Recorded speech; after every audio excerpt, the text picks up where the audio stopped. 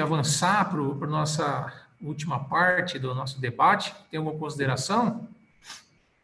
Não, acredito que seja, acho que foi tudo muito bem pontuado. Eu tenho visto algumas perguntas ali no chat, informar o pessoal que no final nós iremos respondê-las, tá? Agradecer a participação de todos. Aí o chat está bastante movimentado, mas como bem pontuado pelo Dr. Tiago, essa evolução ela vem ocorrendo naturalmente. Então é importantíssimo que haja um acompanhamento, tá? Eu sei que é pedir demais, mas seria muito importante que isso ocorresse. Mas um ponto que o senhor levantou, doutor, quanto a muitas vezes, nos contratos de arrendamento, acaba constando o endereço da fazenda, o que torna inviável a utilização dos correios. Então, é muito importante que os contratantes, tá, eles observem e sempre coloquem o endereço de correspondência daquela pessoa, para poder facilitar esse tipo de intervenção, caso sejam necessárias, e até mesmo a comunicação entre as partes. Às vezes acontece, o WhatsApp foi clonado, a pessoa tem que trocar de número e esquece de avisar todo mundo. Isso pode acontecer. Então, é importante que pequenas coisas sejam observadas no contrato, que podem significar grandes diferenças lá no futuro, caso você tenha que tomar qualquer medida. Bacana. Então, indo para a nossa parte final do nosso debate, aqui do nosso bate-papo, qual é o futuro do contrato agrário diante dessa nossa explanação da parte toda vigente hoje dos contratos agrários, legislação datada dos anos 60, né?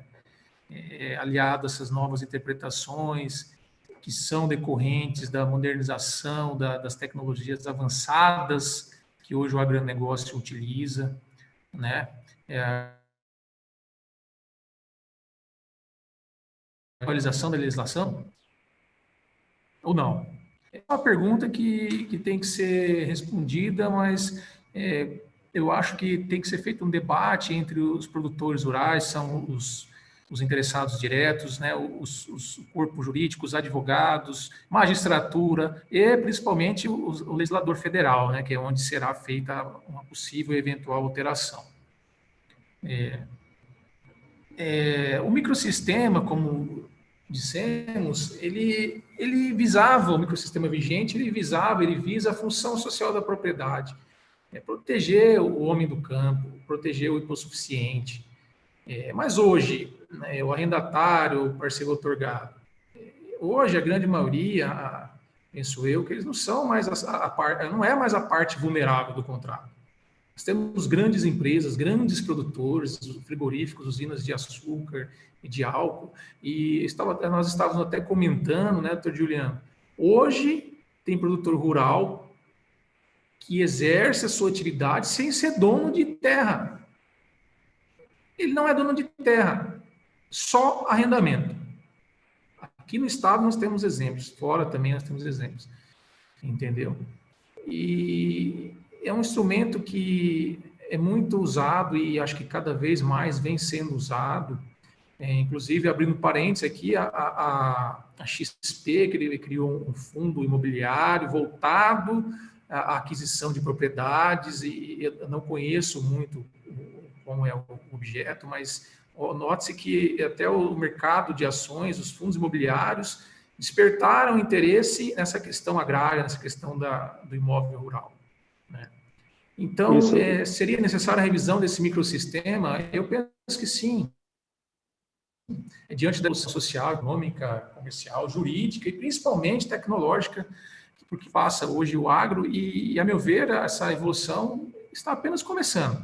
Eu acho que tem muito ainda para avançar na parte tecnológica, muito para... Hoje nós temos a utilização de drones aí, né? Hoje, esses dias eu vi uma reportagem no Globo Rural, o produtor toca o gado com drone. Olha só, nós estamos avançando, né? Uma coisa muito interessante. E se for ver, por que não? Você põe, não sei se existe uma musiquinha lá no drone e vai falar, vai embora, tocando a boiada, com drone, né? Imagina só. Então, quais seriam esses novos paradigmas dos contratos agrários? Fixar o preço em produto, a inexistência de prazo mínimo, essa notificação não ser tanto formal, ou seja, não exigir a notificação que seja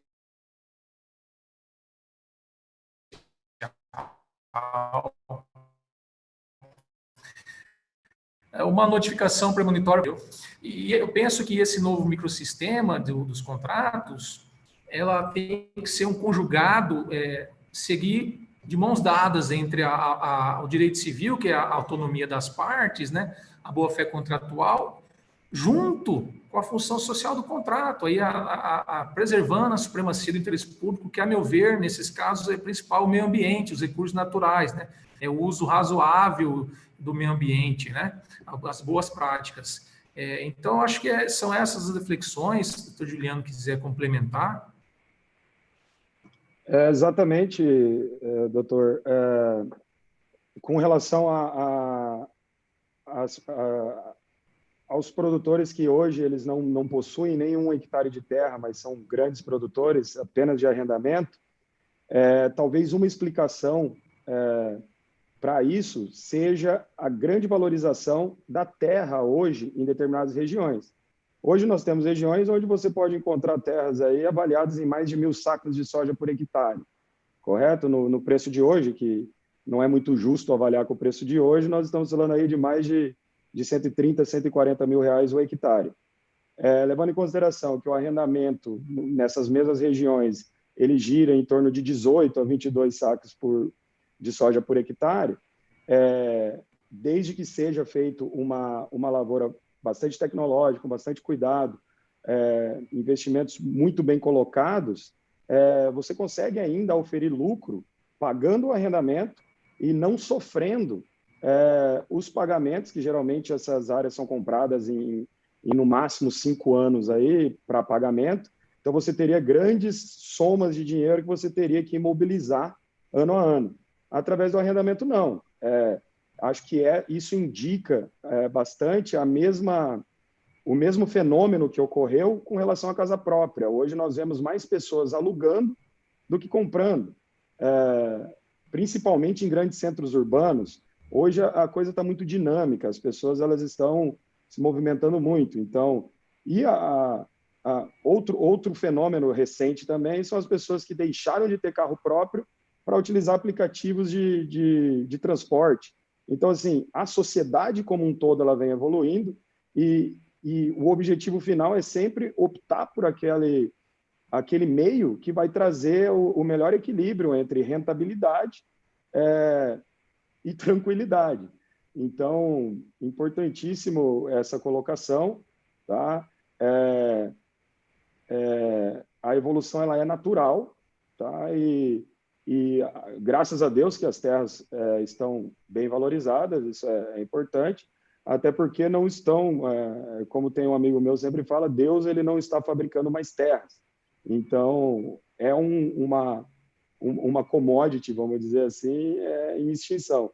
Então, temos que valorizar aquilo que nós temos, o produtor rural sempre preocupado com o direito público, que seria o meio ambiente. Eu concordo plenamente com o doutor. O meio ambiente ele tem que sempre ser o maior protegido nessas relações contratuais. Então, são algumas cláusulas nesse ponto, além de obrigatórias, existem cláusulas facultativas que eu entendo importantíssimas para isso. Então, esse debate ele é muito bem-vindo, tá? Acredito que as entidades de classe de apoio à agricultura e à pecuária, elas são muito importantes nesse debate. Então, a ProSoja, sindicatos rurais, a FamaSul, a Frente Parlamentar pela Agropecuária, são meios importantíssimos. Então, você que está nos assistindo aí, produtor rural, é importante uma cobrança com seus representantes e para as entidades que nos representam, para que a gente possa trazer esse debate e que ele ganhe força, quem sabe aí para a gente poder ver essa evolução acontecer no curto prazo. Fazendo mais um parêntese, nós sabemos que o Brasil hoje ainda existe muita área a ser explorada, né? Você ainda tem muita área para ser, logicamente, que dentro das normas ambientais. E que o Brasil hoje já está, hoje o mundo precisa do Brasil para se alimentar.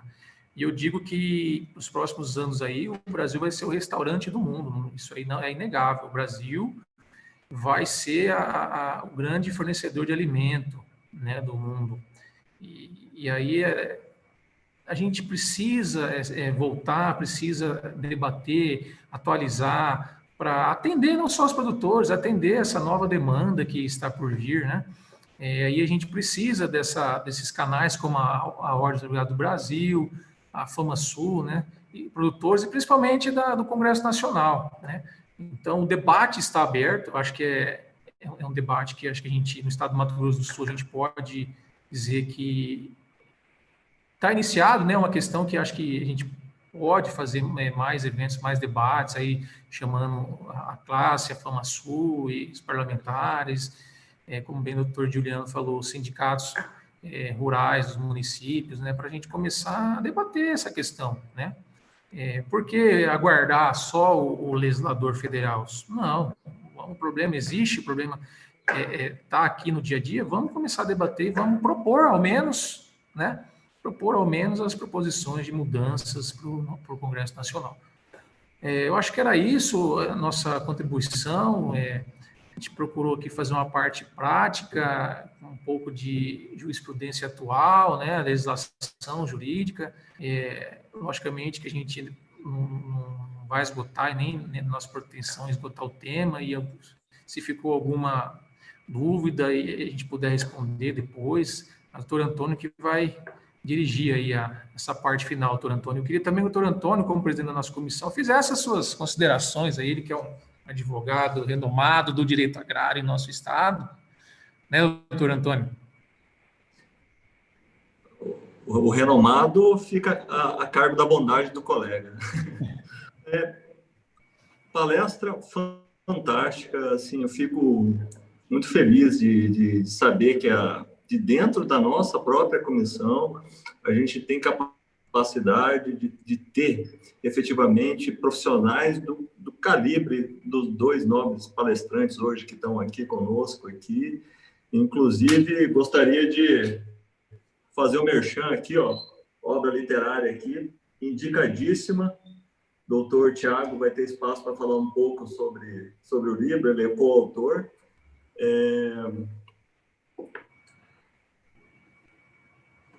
O direito agrário, o agronegócio, ele efetivamente mudou muito ao longo dos últimos 30 anos, ele teve uma revolução no Brasil. O agronegócio era um, passou a ser outro. O valor de terra como ativo era um, passou a ser outro. A realidade do produtor era uma e passou a ser outra. E, basicamente, continuamos aí com a mesma regulamentação, uma visão um pouco patronal, pouco protetiva, uma visão um pouco de excesso de zelo em relação a sempre uma parte mais hipossuficiente do que em relação a outra, o que existe ainda, mas é uma realidade diminuta perto do contexto global do produtor rural hoje e do que se tornou o agronegócio de forma geral. O agronegócio ele anda por si só, ele anda independentemente da realidade jurídica do Brasil e, inclusive, ele anda além do sistema de financiamento, porque no Brasil, hoje, o agronegócio basicamente se autofinancia. Toda a revolução que foi feita, ela foi estruturada do próprio agronegócio. Ele mesmo se reinventou e superou as dificuldades. Ainda temos várias questões de logística, uma ou outra coisa, mas o agronegócio ele vem se reinventando e aprimorando e, dia após dia, surpreendendo não só o Brasil, mas surpreendendo o mundo. Nesse mesmo espírito, cabe a nós, sociedade, e a OAB está dentro desse contexto, efetivamente trabalharmos o contexto amplo. Para o quê? Para possibilitar a estabilidade jurídica. Eu sempre falo, a única coisa que o produtor rural quer é estabilidade. A única coisa que ele precisa é estabilidade e um pouco de chuva no momento certo, né? Doutor Juliano tá rindo, mas que ele precisa de tranquilidade, e a tranquilidade é jurídica. Efetivamente, esse processo de avanço na interpretação da norma, às vezes até um pouco contrária à norma, ela se faz necessária porque a norma não atende ao parâmetro de realidade, mas ela, ao mesmo tempo, gera instabilidade. E cabe a nós aqui pleitearmos que o legislativo ou os órgãos regulamentadores, né, efetivamente também façam essa adequação, porque não é somente o Poder Legislativo. Aqui a gente está trabalhando especificamente com uma lei e um decreto, né? Então, efetivamente, até num parâmetro um pouco do Poder Executivo, a gente pode também tentar trabalhar determinados tipos de adequações, né? Desde que não vá muito contrário à norma, para que seja possível fomentar essa estabilidade jurídica que é imprescindível ao agronegócio. O agronegócio necessita de tranquilidade, porque é somente a tranquilidade que possibilita a ampliação das redes. E aqui eu coloco para os colegas uma pergunta. A gente tem bastante pergunta no site, no chat, mas eu coloco um questionamento principalmente para o doutor Nosa. Qual hoje é o grande ponto de estrangulamento que você vê e aonde que seria efetivamente necessário um grande empenho, um empenho da sociedade para que a gente possa levar o agronegócio a um patamar mais alto ainda? E qual é o teu sentimento em relação ao agronegócio aí para médio e longo prazo? Porque a curto prazo a gente sabe que o agronegócio é o que efetivamente é o motor do Brasil. Então, a médio e longo prazo, você, inclusive, como produtor, como que você vê esse paradigma? Como que você vê essa realidade? Deixo o mesmo questionamento também para o Dr. Tiago Chianca. Como que você vê que a gente possa levar de proposta o que a gente pode melhorar, o que a gente pode aprimorar? Fica o questionamento dos dois colegas. Bom, doutor, primeiramente a gente precisa de bastante chuva, tá? É importante que venha chuva aí para a gente, até para que a gente possa começar o plantio e continuar produzindo. O que eu vejo hoje, a sua pergunta é uma pergunta bastante difícil, tá? Porque, assim, qual é o maior ponto de estrangulamento hoje do agronegócio? São vários, tá? E eu concordo com as colocações de que a segurança jurídica ela é importantíssima. Então, a gente começa por aí. Hoje, a gente não consegue ter uma certeza do que vai acontecer amanhã. Nós não sabemos como vai ser o próximo plano safra. Nós não sabemos como planejar se vamos optar por tomar crédito no banco ou não, se vamos... O dólar, ao mesmo tempo que ele está colaborando com a alta das commodities, tá? Aqui no nosso mercado local, ele acaba aumentando vertiginosamente o custo. Porque, lembrando, o custo da agricultura hoje ela é basicamente todo em dólar. Os produtos, eles são... você pode até não negociar em dólar, mas o preço é com base na moeda americana. Tá? E com relação aos preços, a gente ainda acaba muito dependente de grandes empresas, grandes especuladores que acabam, muitas vezes, guinando para onde o mercado deve ir. Mas, a partir do momento que a gente consegue ter uma segurança jurídica, um horizonte na nossa frente para saber os próximos passos, o produtor ele já lida com muita incerteza. A gente planta... por mais que nós temos tecnologias aí para nos auxiliar, às vezes a tecnologia ela falha, o clima ele muda de uma hora para outra. Então, são muitas incertezas para a gente ainda ter que se preocupar com coisas que poderiam já ser pré-determinadas. Esse é o meu entendimento. Como uma visão do agronegócio, como bem pontuado pelo Dr. Tiago, o Brasil ele é um dos grandes players hoje do mercado mundial. Então, eu vejo o agronegócio brasileiro cada vez mais pujante, eu vejo esse crescimento acontecendo, e principalmente com a ajuda dos produtores que eles passaram a se modernizar, tá? Seja por uma necessidade técnica, seja por tentativa de buscar maiores produtividades e reduzir custos, seja na prática de evitar que a gente possa causar danos ao meio ambiente, porque nós somos os maiores interessados que o meio ambiente seja protegido, seja preservado. É de lá que a gente tira o nosso sustento. Tá? O solo, ele é um ser vivo, ele tem que ser bem trabalhado para que a gente possa colher cada vez mais.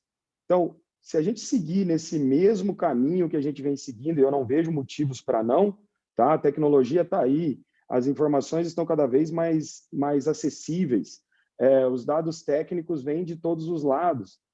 Eu vejo um crescimento sem precedentes para o agronegócio brasileiro. E se o país surfar nessa onda, eu vejo grandes benefícios para a população como um todo. Tá?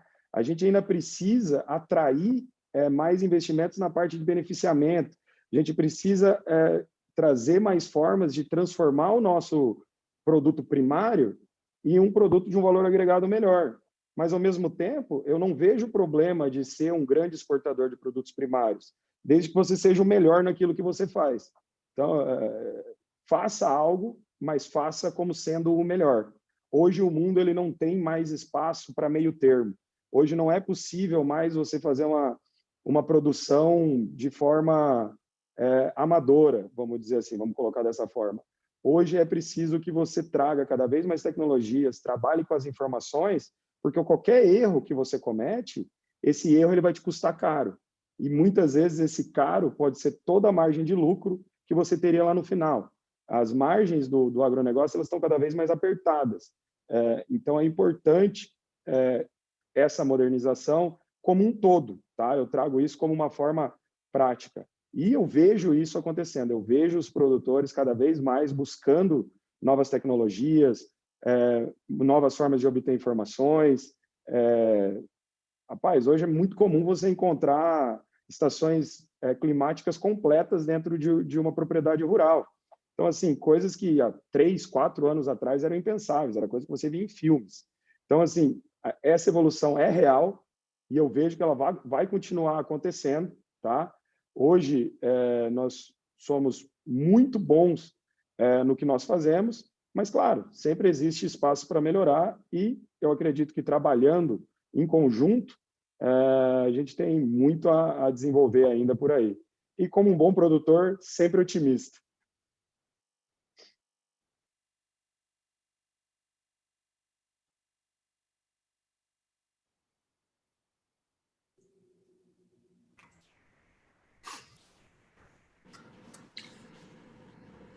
Doutor Tiago, gostaria que, se fosse possível, que o colega primeiro fizesse um merchan do livro, Ah, né? sim. Explicar para os colegas, obra literária que tem que ser obra doutrinária, desculpa. Obra doutrinária que tem que ser exaltada. Meu livro de cabeceira aqui, ó.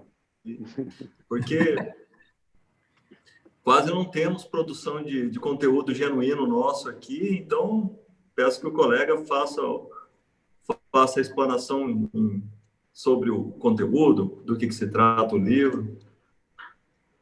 Com certeza. Antes de respondermos as perguntas.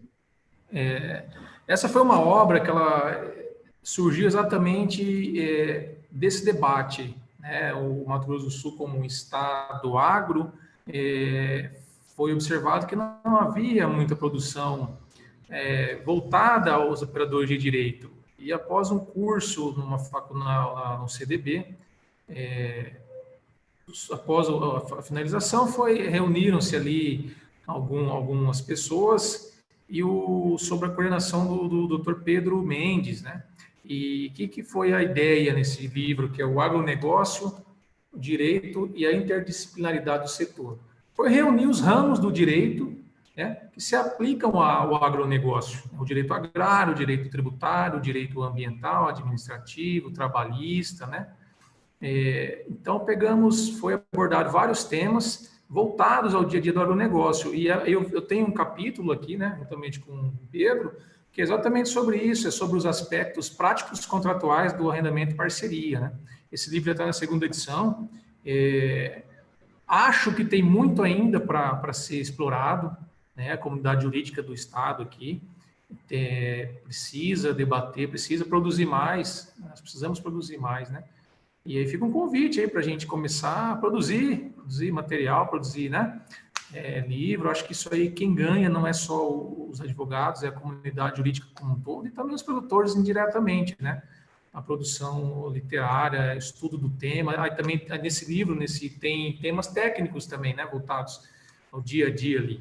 Então é isso. Eu quero deixar esse livro aqui para, não sei, depois ver uma forma aí de sortear. Acho que é difícil sortear agora nesse momento, né? Não tem nem mais um próximo evento, né? A gente sortear um livro, um exemplar, o doutor Antônio.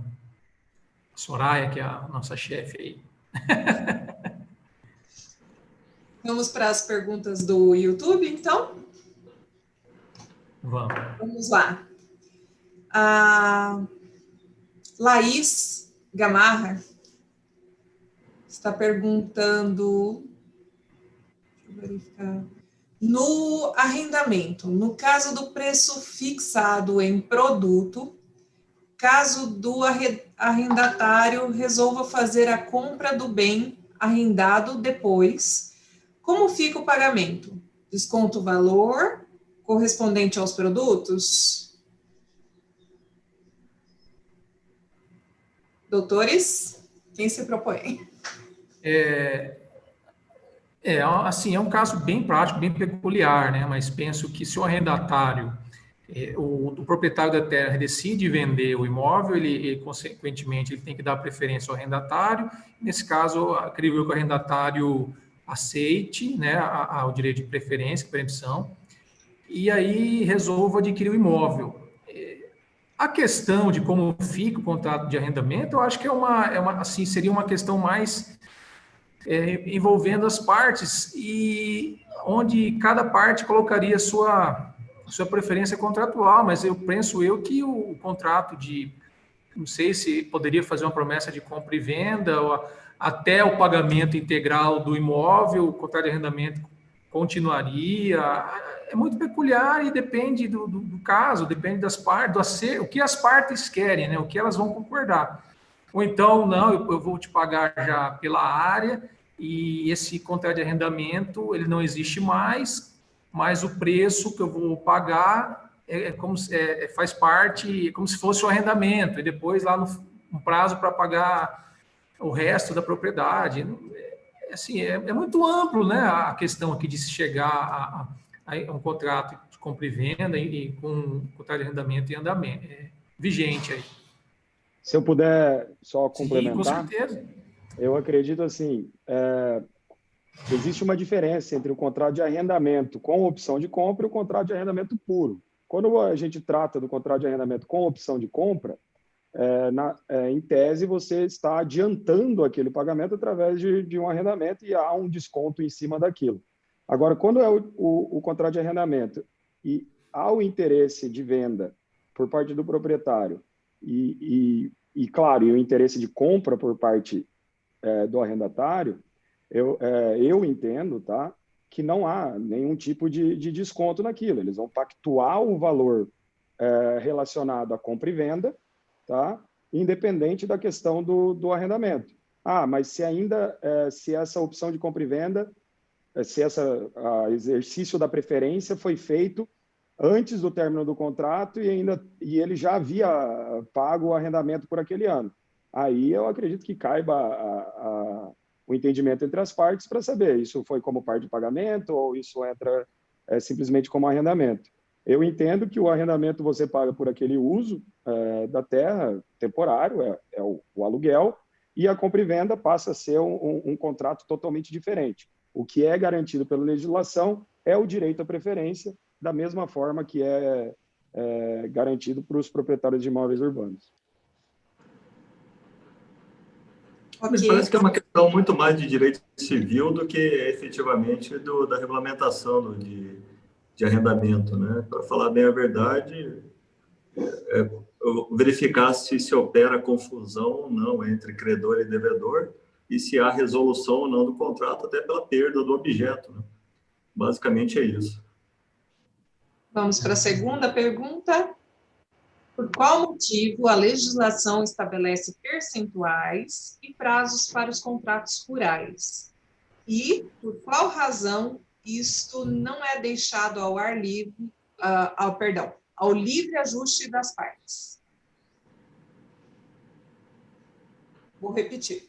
Por qual motivo a legislação estabelece percentuais e prazos para os contratos rurais?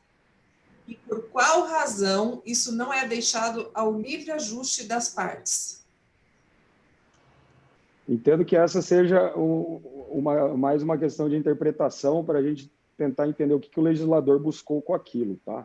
O que eu vejo é que quando ele limita os percentuais, ele busca proteger para que não haja o desequilíbrio contratual da forma dele.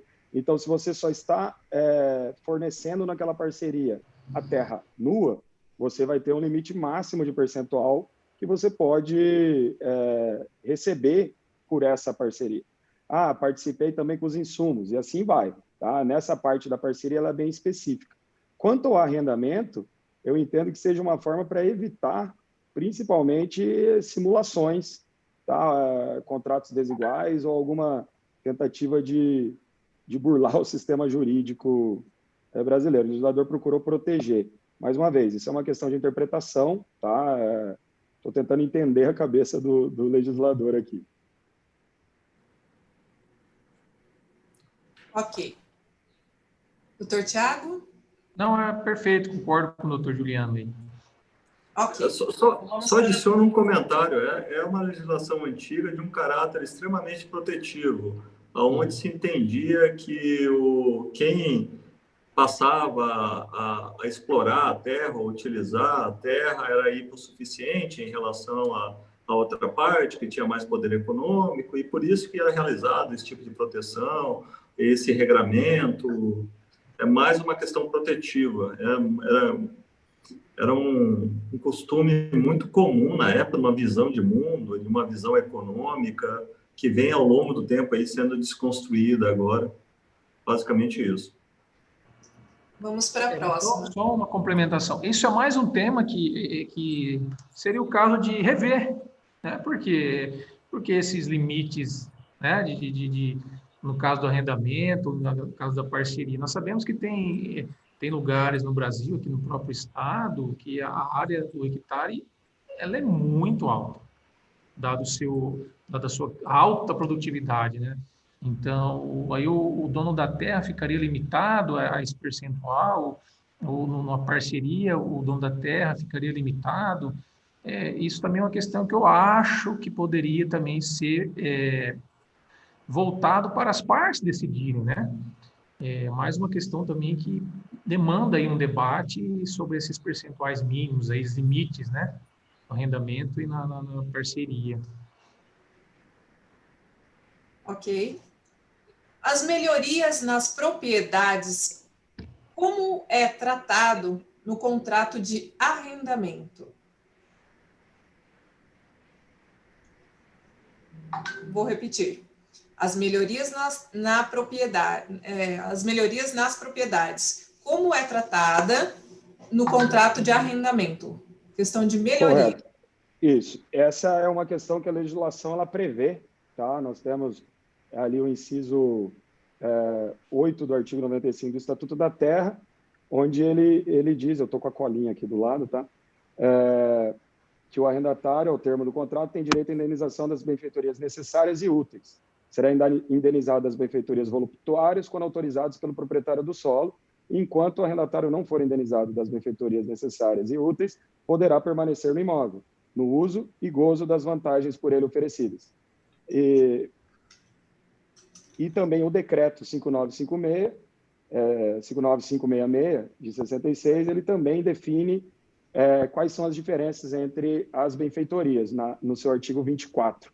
Esse é um pouquinho mais extenso, então fica aí o artigo 24 do decreto, ele define quais são as benfeitorias, tá? E o inciso 8 do artigo 95 do Estatuto da Terra, ele traz aí a questão legal quanto à indenização pelas benfeitorias. Ok. Por qual motivo o contrato pode ser verbal, entre aspas, e a notificação tem que ser via cartório? Isso aí é o que a gente tentou trazer para vocês. Está previsto na legislação, no decreto, né? Está lá, a lei tem que ser cumprida. Agora, você me fala um contrato de arrendamento, sei lá, que seja 100 hectares, você vai fazer um contrato verbal, uma área que vale supervalorizada? Não vai, isso aí é uma questão como se fosse uma letra morta, ninguém vai fazer contrato verbal de arrendamento parceria, entendeu? Mas está lá.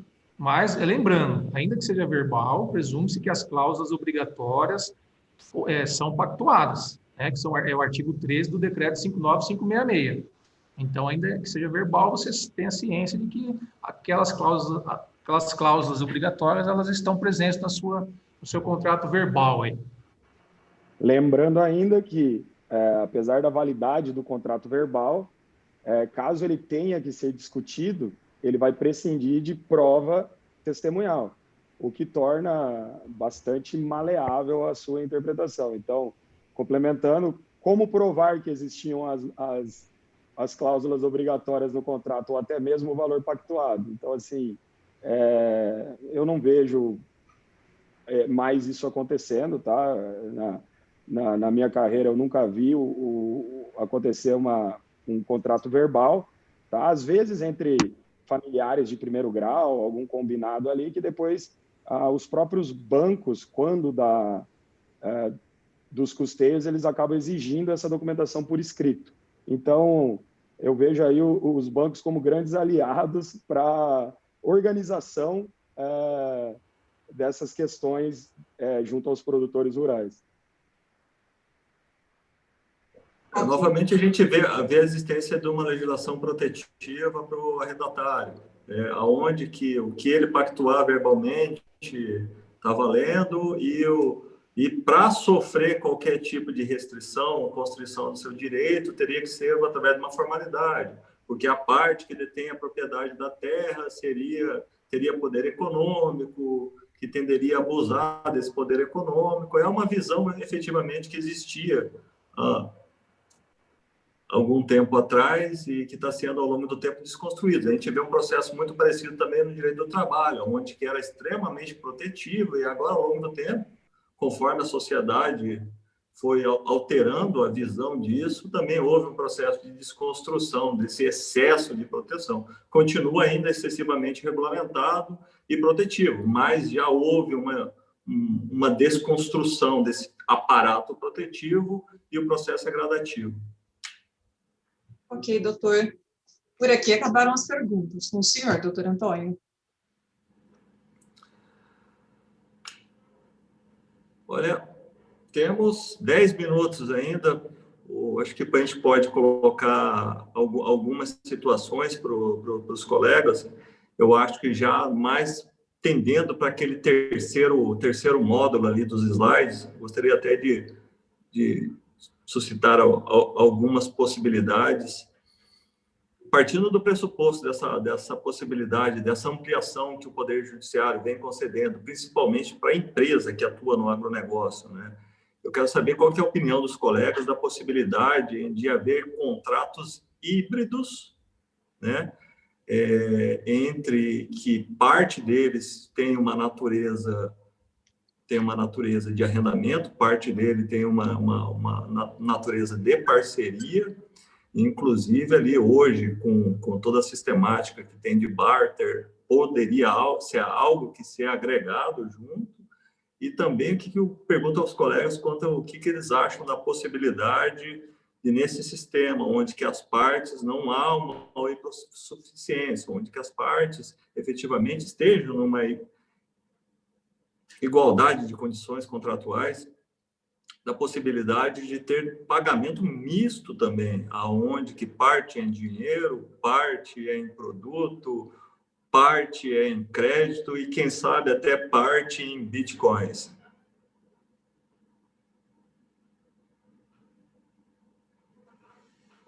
Estava com o microfone desabilitado. Bastante interessante, tá?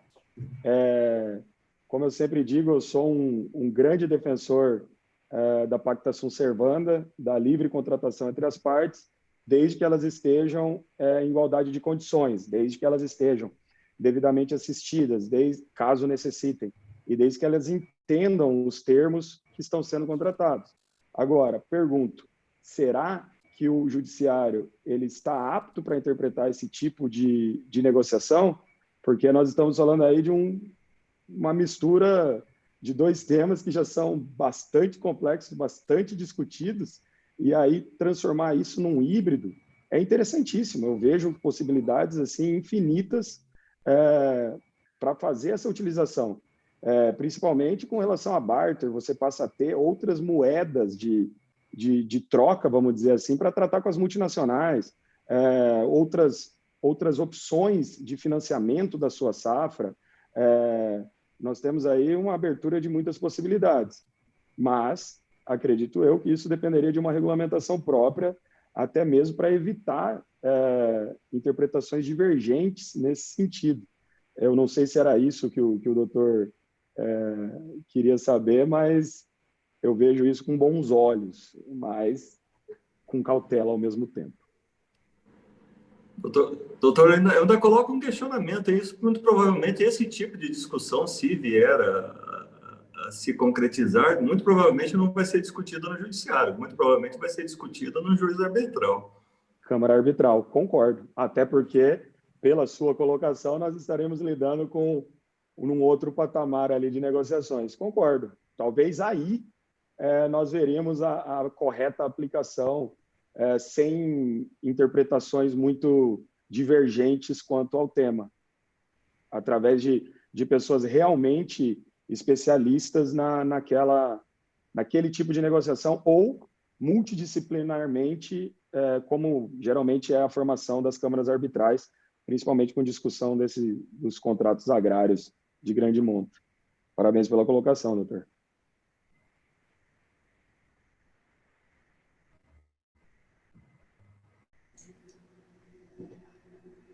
Doutor Antônio?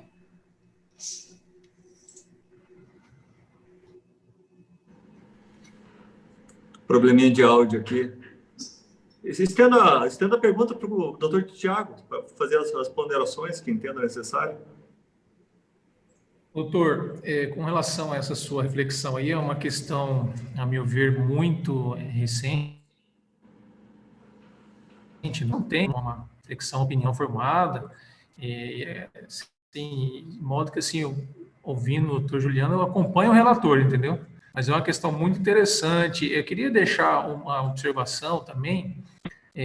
A gente sabe, isso acontece muito, infelizmente, até hoje, a gente vê a confusão, até o desvirtuamento dos institutos dos contratos agrários, ter aquela visão e aí elas fazem um contrato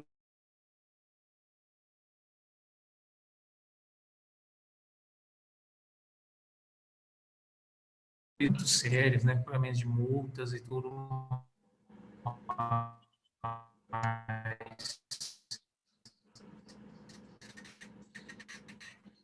Então, eu queria deixar uma mensagem final. Procurar o próprio advogado, orientem, busquem a legislação, busquem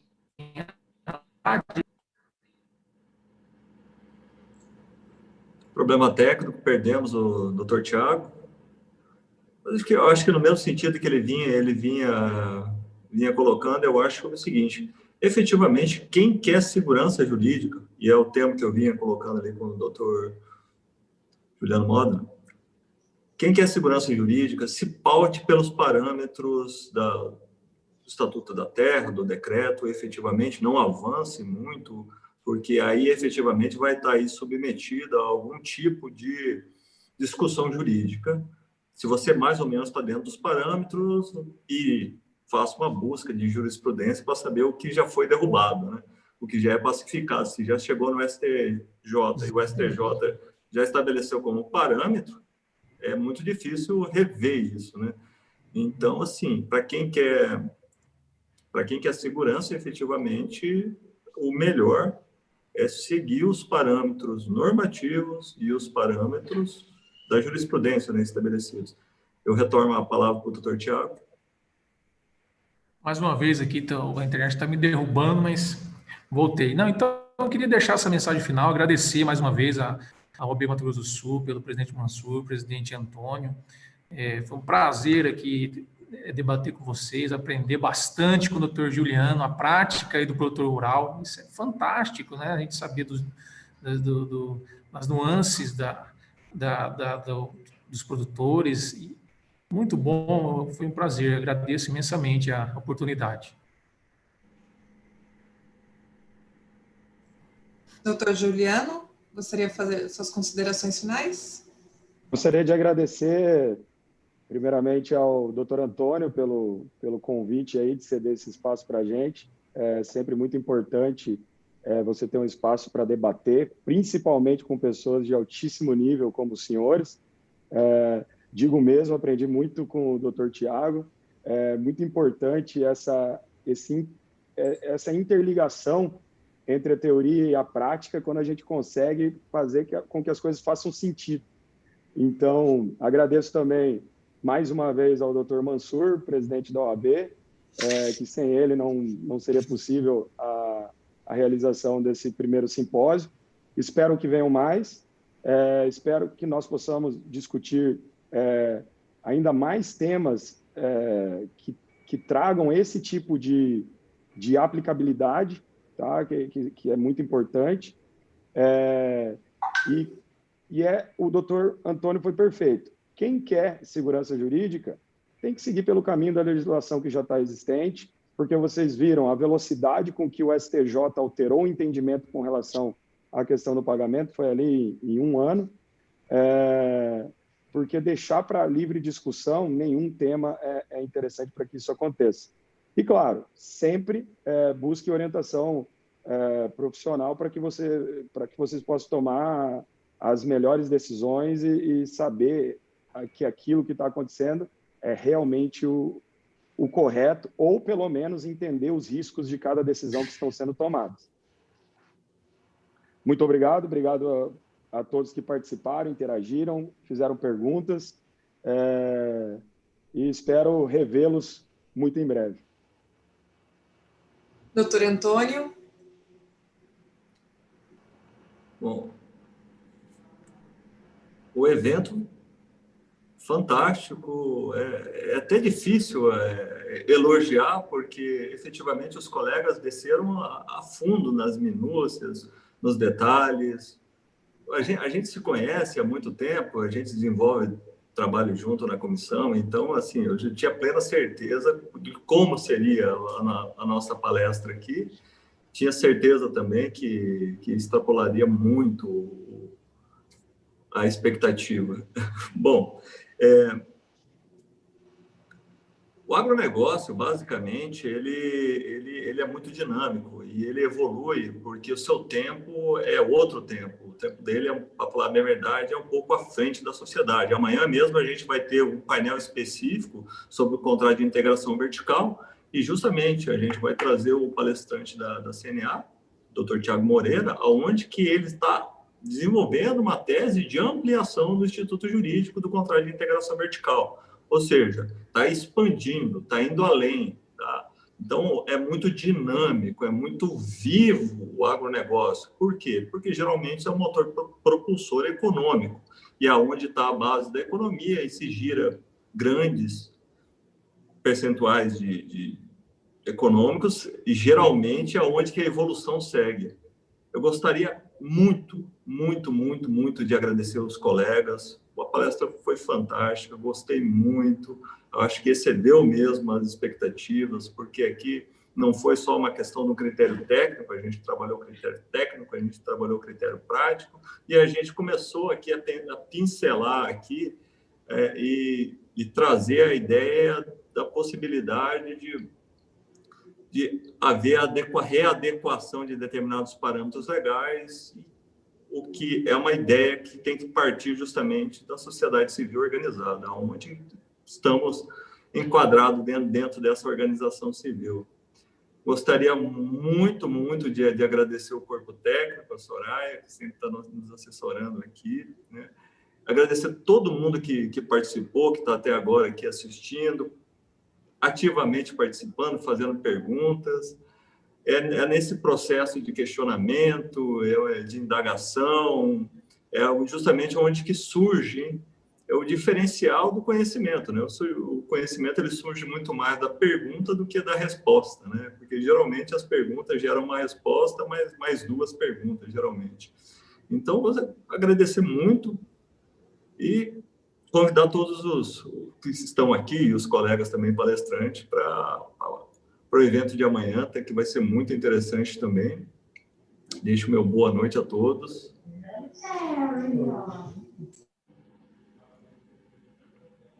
Boa noite a todos. Obrigado, Soraya, pela condução dos trabalhos.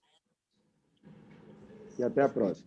Boa noite a todos. A Ordem dos Advogados do Brasil, Seccional de Mato Grosso do Sul, agradece a participação e espera todos amanhã, às 16 horas, com o painel Contrato de Integração Vertical Soja e Milho.